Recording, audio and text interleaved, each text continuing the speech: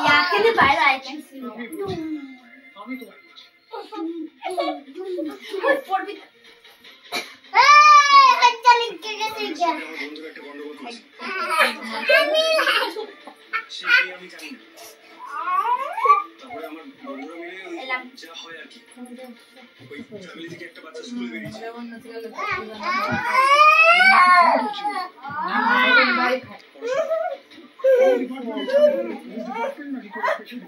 শুধু বললো খবর দে পরশুরামের হাতিয়ার ছিল নাকি কুঠা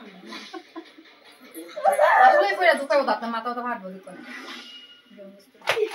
ভাই ঘুমাইতে মারতো শুনো শান্তি যাচ্ছি না